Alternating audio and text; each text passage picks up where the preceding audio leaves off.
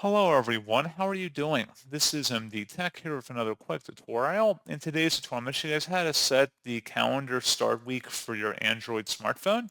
So if you want to change the first day of the week in today's tutorial, I'm going to show you guys how to do it. And without further ado, let's go ahead and jump right into it. So all you have to do is swipe up on your home screen and select the clock app. And then you want to select the three-dotted icon in the top right corner of the app here and select settings. And then scroll down where it says start week on. Go ahead and select that tile. And then you can select any of the days listed here. And that's all you have to do.